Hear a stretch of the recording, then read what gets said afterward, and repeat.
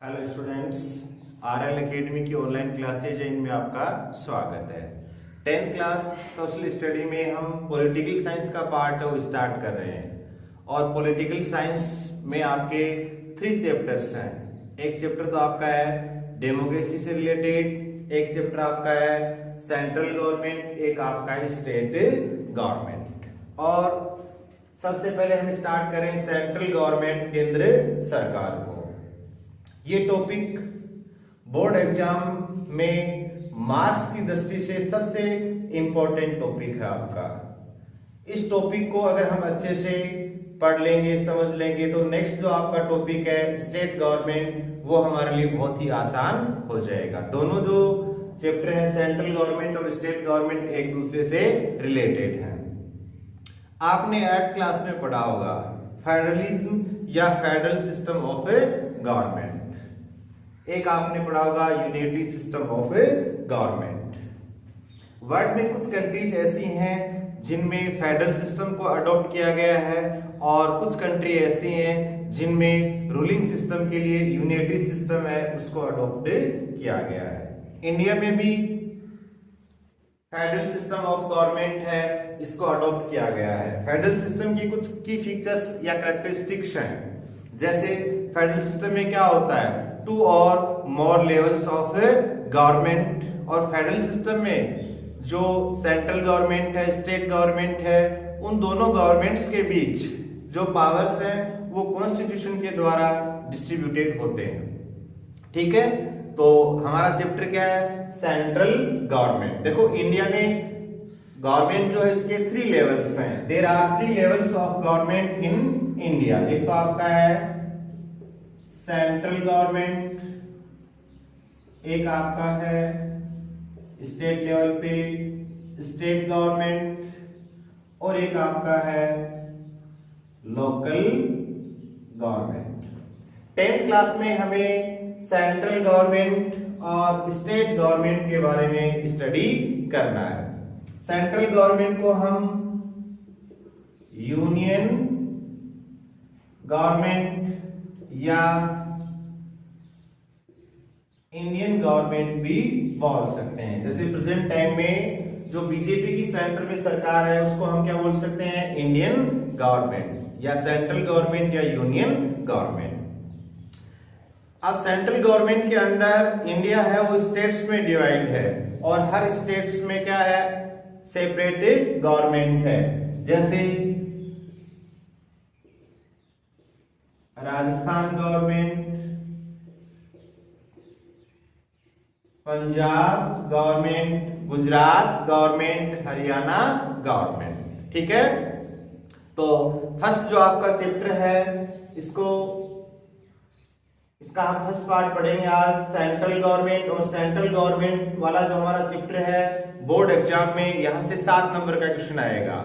तो मार्क्स की दृष्टि से ये बहुत ही मोस्ट इंपॉर्टेंट आपका चैप्टर है। 7 नंबर का एक क्वेश्चन आएगा, और आपको क्वेश्चन में अथवा में मिलेगा 2 क्वेश्चन है, उनमें से आपको एक क्वेश्चन है वो सोल्व करना है। तो हम स्टार्ट करते हैं सेंट्रल गवर्नमेंट को। देखो, चाहे सेंट्रल गवर्नमेंट हो चाहे स्टेट गवर्नमेंट हो, गवर्नमेंट के क्या होते हैं, 3 कंपोनेंट्स होते हैं। There are 3 components of a government. Government के 3 कंपोनेंट्स होते हैं। एक कंपोनेंट तो आपका है लेजिस्लेचर, एक कंपोनेंट आपका है एग्जीक्यूटिव, और एक आपका है जुडिशरी। ठीक है, गवर्नमेंट है, इसके 3 कंपोनेंट्स हैं। लेजिस्लेचर जिसे हिंदी में बोलते हैं विधायिका, एग्जीक्यूटिव कार्यपालिका, जुडिशरी न्यायपालिका। तो इस चैप्टर में हम एक तो लेजिस्लेचर के बारे में स्टडी करेंगे, एक एग्जीक्यूटिव के बारे में स्टडी करेंगे, और एक जुडिशरी है जुडिशरी सिस्टम जो इंडिया का है उसके बारे में स्टडी करेंगे। लेजिस्लेचर क्या है? गवर्नमेंट का फर्स्ट कंपोनेंट है, एग्जीक्यूटिव सेकंड कंपोनेंट है और जुडिशरी आपका थर्ड कंपोनेंट है। फर्स्ट कंपोनेंट आपका क्या है? Legislature, second executive and third judiciary. Indian जो लेजिस्लेचर है इसको इंडियन कॉन्स्टिट्यूशन में पार्लियामेंट नाम दिया गया है, ठीक है। यूनियन लेजिस्लेचर या सेंट्रल लेजिस्लेचर है, इसको कॉन्स्टिट्यूशन में क्या नाम दिया गया है? पार्लियामेंट। तो लेजिस्लेचर में हम किसके बारे में पढ़ेंगे? यूनियन लेजिस्लेचर में हम किसके बारे में पढ़ेंगे? पार्लियामेंट के बारे में। और पार्लियामेंट में हम पढ़ेंगे there are two houses of parliament, Lok Sabha and Rajya Sabha, ठीक है। There are two houses of Indian parliament, Lok Sabha and Rajya Sabha. The president of our country is also a component या पार्ट ऑफ इंडियन पार्लियामेंट, ठीक है। भारत का राष्ट्रपति है वो भी पार्लियामेंट का एक भाग होता है, अंग होता है। तो यहां से ध्यान रखना, एक नंबर का क्वेश्चन बना के आगे अगर क्वेश्चन बढ़ाता है तो आपको ध्यान में रखना है पार्लियामेंट के हाउसेस तो कितने हैं? 2। There are 2 houses of Indian parliament, Lok Sabha and Rajya Sabha. Parliament के कंपोनेंट्स कितने हैं? There are 3 components of Indian parliament, Lok Sabha, Rajya Sabha and president. या इसको हम ऐसे ही बोल सकते हैं, Lok Sabha, Rajya Sabha and the president of our country jointly form Indian parliament. Executive जो है इसमें हम पढ़ेंगे प्रेसिडेंट के बारे में, वाइस प्रेसिडेंट के बारे में, prime minister of India, council of ministers. Judiciary में हम पढ़ेंगे सुप्रीम कोर्ट के बारे में। जुडिशरी में हम किसकी स्टडी करेंगे? Supreme court. और सुप्रीम कोर्ट में हम पढ़ेंगे formation of supreme court and powers and functions of supreme court. तो हमारा चैप्टर क्या है? Central government. और गवर्नमेंट के कंपोनेंट्स कितने हैं? 3। Legislature, executive and judiciary. First organ या फर्स्ट कंपोनेंट आपका क्या है? लेजिस्लेचर। और यूनियन लेजिस्लेचर को या सेंट्रल लेजिस्लेचर को, यूनियन लेजिस्लेचर या सेंट्रल लेजिस्लेचर को इंडियन कॉन्स्टिट्यूशन में क्या नेम दिया गया है? पार्लियामेंट। पार्लियामेंट के कितने हाउस हैं? There are 2 houses of parliament, Lok Sabha and Rajya Sabha. तो आज हम सबसे पहले पढ़ेंगे लेजिस्लेचर के बारे में।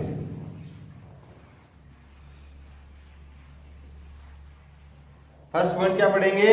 लेजिस्लेचर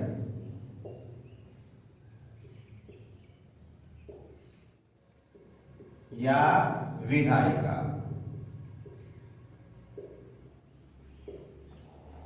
लेजिस्लेचर के बारे में फर्स्ट पॉइंट क्या ध्यान में रखेंगे? It is the first component of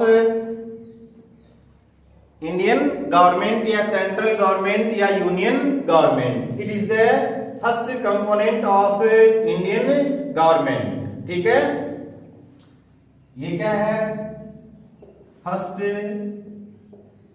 component of Indian government. There are 2 houses of Indian constitution में यूनियन लेजिस्लेचर को क्या नाम दिया गया है? पार्लियामेंट, ठीक है। इंडियन कॉन्स्टिट्यूशन में यूनियन जो लेजिस्लेचर है इसको किस नाम से हम पुकारेंगे? पार्लियामेंट। और पार्लियामेंट के कितने हाउस हैं? 2। There are 2 houses of parliament. There are 2 houses of parliament, Lok Sabha and Rajya Sabha. There are 2 houses of parliament, Lok Sabha and Rajya Sabha. The president of our country is also a part of parliament. jointly Rajya Sabha, Lok Sabha and president of our country form Indian parliament. Parliament का formation कौन कौन मिलकर करते हैं? Lok Sabha, Rajya Sabha and president. House कितने हैं? 2, Lok Sabha and Rajya Sabha. तो हमारा मेन टॉपिक क्या चल रहा है? Union legislature. It is the first first component या first organ of government according to Indian Constitution. Union legislature is known as parliament. There are 2 houses of parliament, Lok Sabha and Rajya Sabha. President of our country is also a component of union legislature या parliament. Parliament में हम लोकसभा और राज्यसभा के बारे में study करेंगे और इनके बारे में हमें क्या क्या पॉइंट्स ध्यान में रखने हैं. फर्स्ट पॉइंट हम ध्यान में रखेंगे फॉर्मेशन ऑफ लोकसभा. क्या ध्यान रखेंगे? फॉर्मेशन या ऑर्गेनाइजेशन ऑफ लोकसभा. ऐसा ही पॉइंट किसमें पढ़ेंगे हम? राज्यसभा में. फॉर्मेशन और ऑर्गेनाइजेशन ऑफ राज्यसभा. एक हम पढ़ेंगे powers and functions of Lok Sabha. एक हम राज्यसभा में पढ़ लेंगे powers and functions of Rajya Sabha. एक हम पढ़ेंगे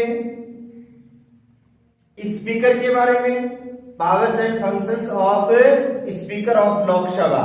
स्पीकर के बारे में स्टडी करेंगे. और फिर जॉइंटली हम क्या पढ़ेंगे? पावर्स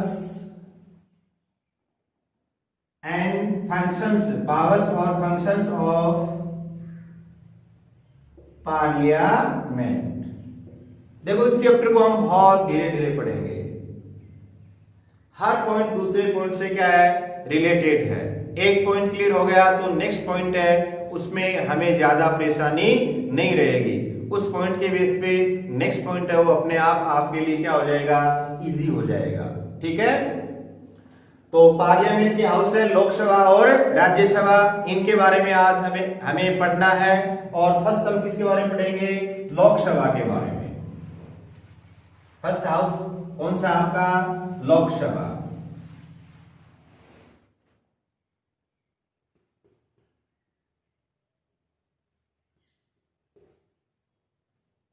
लोकसभा के बारे में 7 नंबर का एक क्वेश्चन आपसे पूछा जा सकता है और वो क्वेश्चन आपका बनता है एक्सप्लेन अबाउट द फॉर्मेशन या ऑर्गेनाइजेशन ऑफ लोकसभा. लोकसभा के गठन या संरचना को स्पष्ट कीजिए.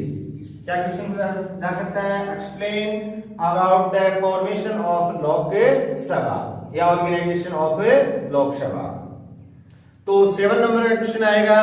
तो हम 7 पॉइंट्स में लोकसभा के फॉर्मेशन के बारे में एक्सप्लेन करेंगे. ठीक है. Formation of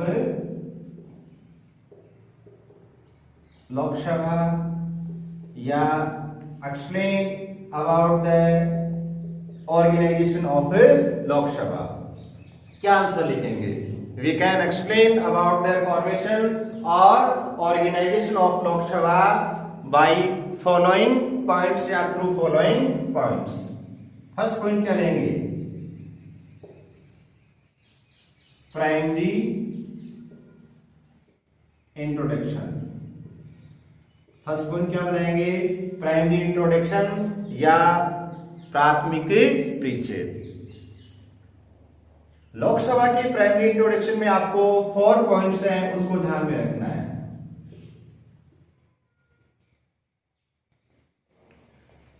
first, Lok Sabha is the first house of parliament. Parliament का फर्स्ट हाउस किसे माना जाता है? लोकसभा को. It is the first house of parliament. It is the lower house of parliament. lower house भी किसे बनाया जाता है? लोकसभा को. It is non permanent house of parliament. Parliament का नॉन परमानेंट हाउस भी किसे बनाया जाता है? लोकसभा को. ठीक है. It is known as the House of People. इसे जनता का सदन भी माना जाता है। यहां दो पॉइंट आपको ध्यान में रखने हैं। Why लोकसभा is considered या known या called as non permanent house of parliament? Lok Sabha को पार्लियामेंट का नॉन परमानेंट हाउस क्यों माना जाता है? देखो, जो लोकसभा है, इंडियन कॉन्स्टिट्यूशन के आधार पर लोकसभा का जो मैक्सिमम टर्म या टेन्योर है वो कितना डिसाइड किया गया है? 5 years. Usually the term या tenure of Lok Sabha is 5 years, but it can dissolve before completion of its term या tenure. इसका कार्यकाल पूरा होने से पहले भी इसे भंग किया जा सकता है। कौन कर सकता है? The president of our country. और किसकी सिफारिश पर? On the advice of prime minister of our country. यानी लोकसभा इसका टर्म या टेन्योर क्या है? 5 years है, लेकिन 5 years से पहले भी इसे डिसॉल्व किया जा सकता है। कौन डिसॉल्व कर सकता है? President of our country. किसकी सिफारिश पर? Prime minister of our country. इसलिए इसको क्या बोला जाता है? So that Lok Sabha is considered या called as non permanent house of parliament. देखो, ऐसा क्वेश्चन बोर्ड एग्जाम में नहीं पूछा जाएगा, लेकिन फिर भी हमें फैक्ट्स है उनको अच्छे से देखना है। हाउस ऑफ पीपल या हाउस ऑफ कॉमन्स या पॉपुलर हाउस, ठीक है। Lok Sabha is also known as house of people, house of commons and popular house of parliament. इसको हाउस ऑफ पीपल क्यों बोला जाता है? इसे पॉपुलर हाउस क्यों बोला जाता है? तो देखिए, लोकसभा के जो मेंबर्स हैं वो डायरेक्टली जो इंडियन सिटीजन्स हैं उनके द्वारा इलेक्टेड होते हैं, इसलिए लोकसभा को हाउस ऑफ पीपल या हाउस ऑफ पब्लिक बोला जाता है। तो फर्स्ट पॉइंट क्या हो गया आपका? Primary introduction. सेकंड पॉइंट हम पढ़ेंगे नंबर ऑफ मेंबर्स या maximum strength of Lok Sabha, number of members. Indian constitution में लोकसभा की जो मैक्सिमम स्ट्रेंथ है इसको डिसाइड किया गया है। According to Indian constitution the maximum strength of Lok Sabha can be 552। Indian constitution के आधार पर लोकसभा की मैक्सिमम स्ट्रेंथ क्या हो सकती है? 552।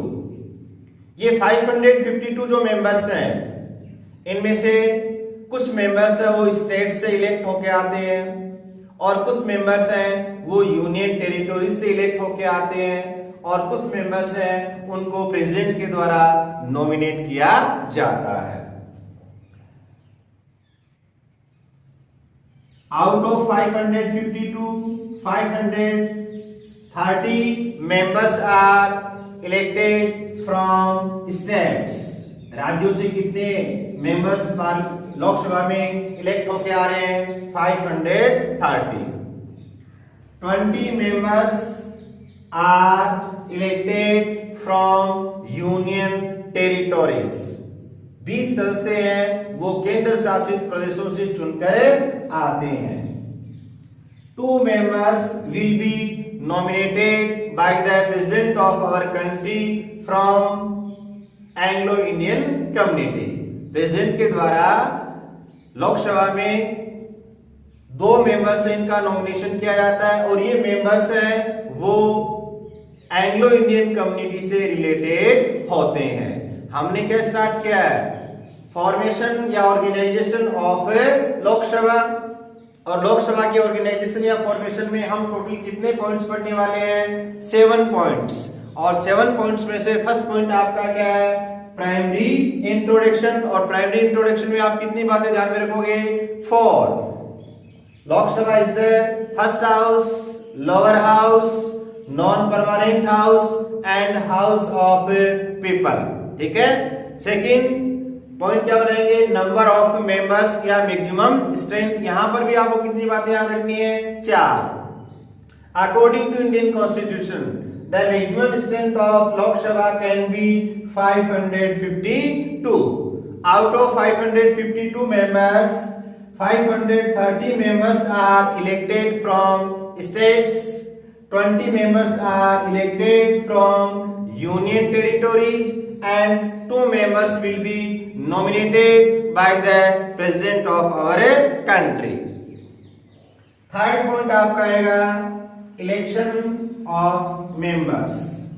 जो लोकसभा के मेंबर्स हैं इनका इलेक्शन है वो किस मेथड से किया जाता है।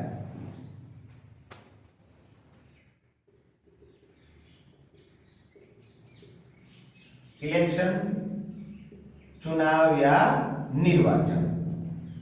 देखो इलेक्शन के जो मेथड्स हैं उनको हम मोस्टली 2 पार्ट्स में डिवाइड कर सकते हैं। एक तो डायरेक्ट इलेक्शन और एक इनडायरेक्ट इलेक्शन। डायरेक्ट और इनडायरेक्ट, आप जानते हो डायरेक्ट प्रत्यक्ष, इनडायरेक्ट अप्रत्यक्ष। जो भी रिप्रेजेंटेटिव है उसको हम डायरेक्ट वोट कास्ट करके इलेक्ट करते हैं, वो इलेक्शन का मेथड क्या कहलाएगा, डायरेक्ट इलेक्शन।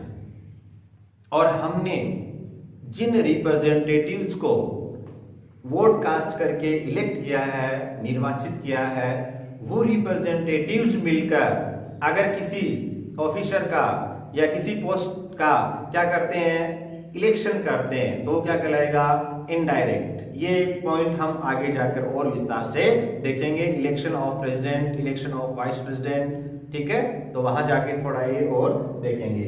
यहां इलेक्शन में क्या रखोगे आप, the members of Lok Sabha are directly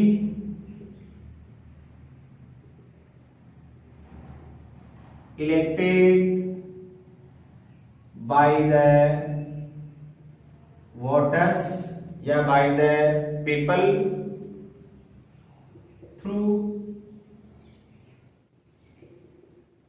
the process of universal adult franchise, universal adult franchise, विश्व मताधिकार।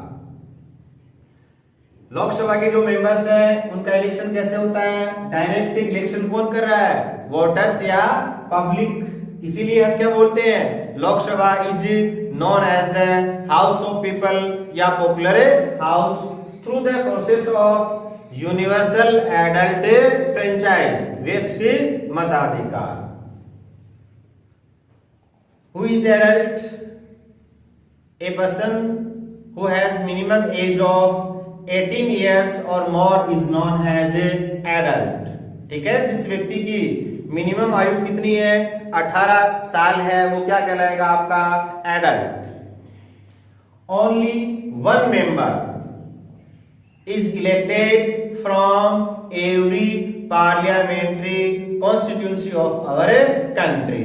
हमारा देश है उसको क्या है, पार्लियामेंट्री कॉन्स्टिट्यूंसी जो है उनमें डिवाइड किया गया है, और एक पार्लियामेंट्री कॉन्स्टिट्यूंसी से एक मेंबर इलेक्ट होके जाता है। फॉर एग्जांपल झुंझुनू क्या है, पार्लियामेंट्री कॉन्स्टिट्यूंसी है, यहां से पार्लियामेंट में, लोकसभा में क्या है, एक मेंबर इलेक्ट होके जाता है। और प्रेजेंट टाइम में श्री नरेंद्र खिंचड़ जो है वो झुंझुनू से क्या है, एमपी है, मेंबर ऑफ पार्लियामेंट है।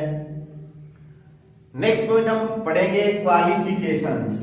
नेक्स्ट पॉइंट क्या आएगा आपका, क्वालिफिकेशंस।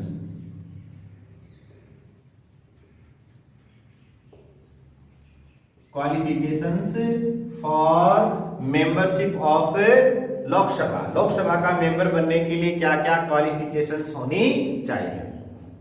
तो देखो क्वालिफिकेशंस में भी आपको 4 बातें ध्यान में रखनी है। प्राइमरी इंट्रोडक्शन में भी कितनी बातें थी, 4। सेकंड हमारा क्या पॉइंट आया था,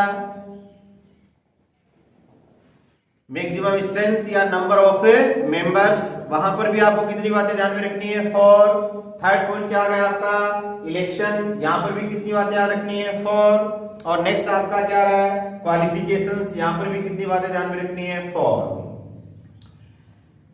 लोकसभा का इलेक्शन लड़ने के लिए कोई भी कैंडिडेट है उसके लिए रिक्वायर्ड जो क्वालिफिकेशंस हैं उनमें फर्स्ट आपकी है, वह भारत का नागरिक होना चाहिए। He should be a citizen of India. ठीक है, जिस व्यक्ति के पास इंडिया की सिटीजनशिप है या नागरिकता है, वही व्यक्ति इंडिया में क्या है, इलेक्शन में पार्टिसिपेट कर सकता है, इलेक्शन लड़ सकता है। सेकंड, मिनिमम एज, उसकी मिनिमम एज कितनी होनी चाहिए? He should be A minimum age of 25 years or more. He should be minimum age of 25 year और more. उसकी न्यूनतम आयु कितनी होनी चाहिए? 25 साल या इससे अधिक। He should not hold a post of, he should not hold a post of profit under Indian government यानी union government and any state government. वह केंद्र सरकार या राज्य सरकार के अधीन किसी प्रॉफिट की पोस्ट पे आसीन नहीं होना चाहिए, वो पोस्ट उसके पास नहीं होनी चाहिए। यानी गवर्नमेंट सर्वेंट है, वो इलेक्शन नहीं लड़ सकता है। अगर कोई व्यक्ति गवर्नमेंट सर्विस में है और वो किसी भी पोस्ट के लिए इलेक्शन लड़ना चाहता है, पॉलिटिकल पोस्ट के लिए, तो उसे अपनी पोस्ट से क्या है, रिजाइन देना पड़ता है। Next, he should not declare mentally disabled and bankrupt. He should not declare mentally disabled, मानसिक रूप से क्या वो अयोग्य या पागल डिक्लेयर नहीं होना चाहिए। And he should not declare bankrupt या solvent by any bank, वह किसी भी बैंक के द्वारा दिवालिया घोषित नहीं होना चाहिए। हम पढ़ रहे हैं फॉर्मेशन ऑफ लोकसभा, और फॉर्मेशन ऑफ लोकसभा में हम टोटल कितने पॉइंट्स पढ़ेंगे? 7 पॉइंट्स। फर्स्ट पॉइंट आपका क्या है? प्राइमरी इंट्रोडक्शन, और प्राइमरी इंट्रोडक्शन में हम कितनी बातें ध्यान में रखेंगे? 4. It is the first house of parliament, non permanent house of parliament, lower house of parliament and house of people या हाउस ऑफ पब्लिक या पॉपुलर हाउस। सेकंड पॉइंट क्या बनेगा? मैक्सिमम स्ट्रेंथ या नंबर ऑफ मेंबर्स। यहां पर भी कितने points ध्यान में रखने आपको? 4. According to Indian Constitution, the maximum strength of Lok Sabha can be 552 members. Out of 552, 530 members are elected from states. 20 members are elected from union territories, and 2 members from Anglo-Indian community will be nominated by the president of our country. Next point, election कैसे होता है? Direct method क्या है? Universal adult franchise, और adult किसे माना गया है? जिसकी मिनिमम एज क्या है? 18 इयर्स और मोर, और ओनली सिंगल मेंबरशिप है, इसको अडॉप्ट किया गया है। एक पार्लियामेंट्री कॉन्स्टिट्यूंसी है, लोकसभा का एक निर्वाचन क्षेत्र है, वहां से केवल एक ही मेंबर है वो पार्लियामेंट में या लोकसभा में इलेक्ट होके जा सकता है। नेक्स्ट पॉइंट हमारा क्या आ जाएगा? Qualifications required for membership of Lok Sabha. Lok Sabha का मेंबर बनने के लिए कौन कौन सी क्वालिफिकेशंस है, उनकी रिक्वायरमेंट है। एक तो इंडिया का क्या होना चाहिए? Citizen, he should be a citizen of India, minimum age 25 years, ठीक है। He should not declared mentally disabled by any court and bankrupt या solvent by any bank, ठीक है। और he should not hold a post of profit under central government and state government, वह राज्य सरकार या केंद्र सरकार में किसी भी लाभकारी पद पे आसीन नहीं होना चाहिए। नेक्स्ट आपका 5th पॉइंट आएगा टर्म या टेन्योर। टर्म या टेन्योर, लोकसभा का टर्म या टेन्योर इंडियन कॉन्स्टिट्यूशन के बेस पे कितने टाइम पीरियड के लिए है? 5 इयर्स। यूजुअली द टर्म या tenure of Lok Sabha is 5 years, but it is a non permanent house of parliament on the advice of prime minister on the advice of a prime minister, the president of our country can dissolve Lok Sabha before 5 years. ठीक है, और लोकसभा को अभी तक 9 बार भंग किया जा चुका है। ठीक है, फर्स्ट पॉइंट क्या गया, प्राइमरी इंट्रोडक्शन। सेकंड पॉइंट आपका क्या है, नंबर ऑफ मेंबर्स या मैक्सिमम स्ट्रेंथ। थर्ड पॉइंट आपका क्या है, इलेक्शन। फोर्थ पॉइंट क्या है, qualifications for membership of Lok Sabha. और फिफ्थ पॉइंट आपका क्या गया, टर्म या टेन्योर। और नेक्स्ट आपका आएगा meetings.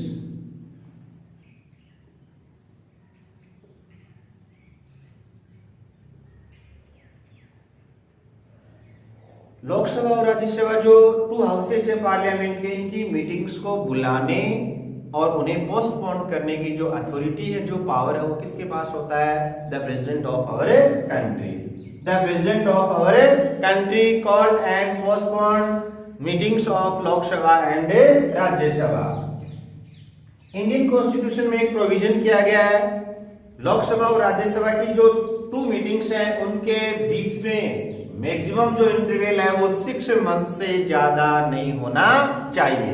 According to Indian constitution, the maximum interval between 2 meetings of Lok Sabha and Rajya Sabha, 2 meetings of Lok Sabha या Rajya Sabha can not be more than 6 months. 6 महीने से ज्यादा इंटरवल नहीं होना चाहिए। और लास्ट पॉइंट आपका रहेगा ऑफिसर्स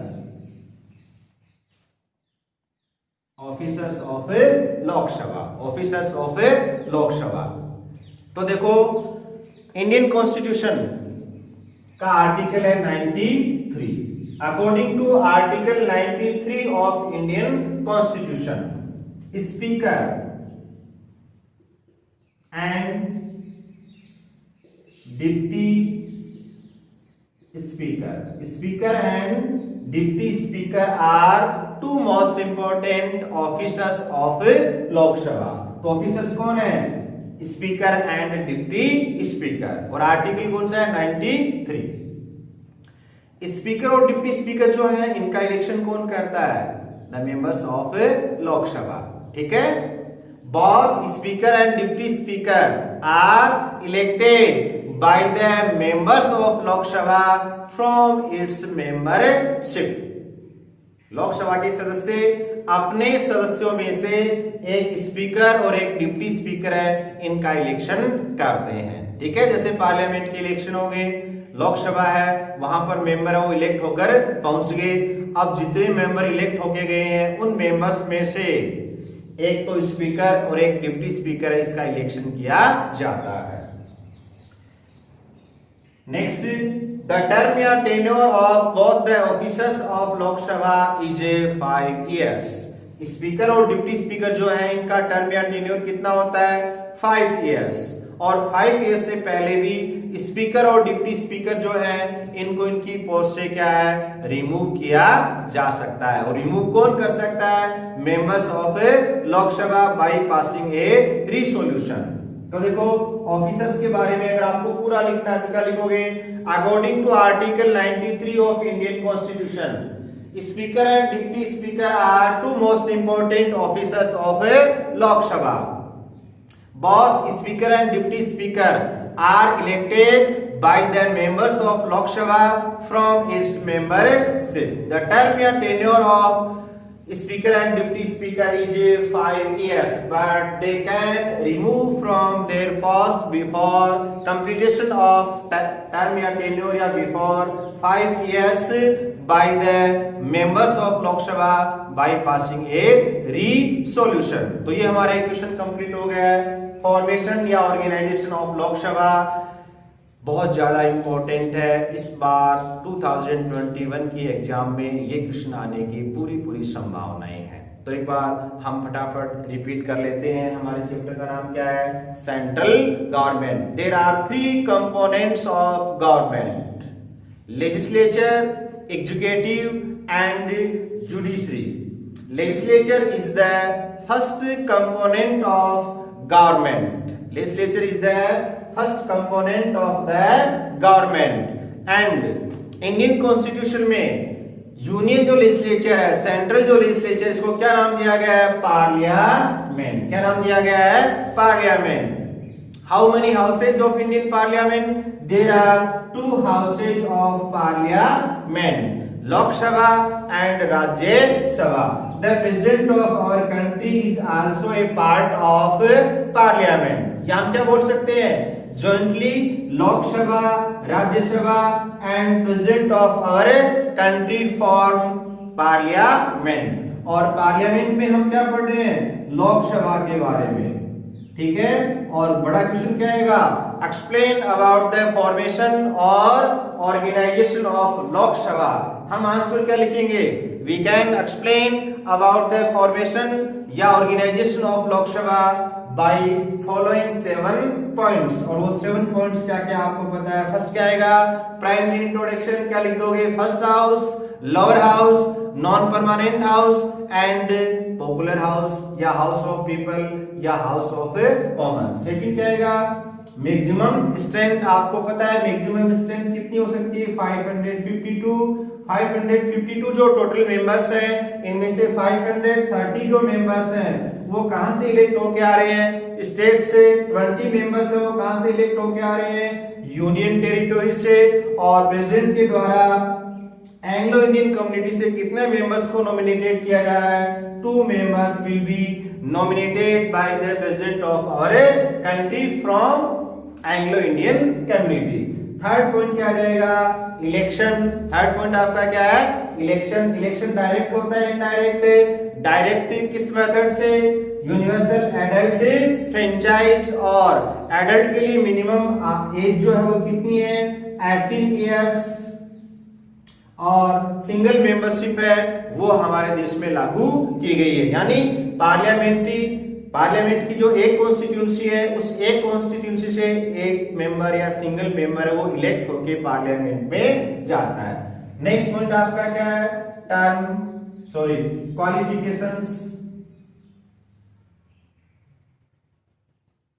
क्वालिफिकेशंस। यहां पर भी हम कितने पॉइंट्स ध्यान में रखेंगे? 4 पॉइंट्स। एक तो क्या है? इंडिया का सिटीजन होना चाहिए। सेकंड, मिनिमम एज क्या होनी चाहिए? 25 इयर्स और मोर। सेंट्रल गवर्नमेंट या स्टेट गवर्नमेंट के अंडर किसी प्रॉफिट की पोस्ट पे नहीं होना चाहिए। और बैंक के द्वारा सॉल्वेंट या बैंकक्रप्ट और किसी भी कोर्ट के द्वारा क्या है? मेंटली डिसेबल्ड डिक्लेयर नहीं होना चाहिए। नेक्स्ट आपका पॉइंट क्या आएगा? टर्म या टेन्योर कितने टाइम पीरियड के लिए होता है? 5 इयर्स के लिए।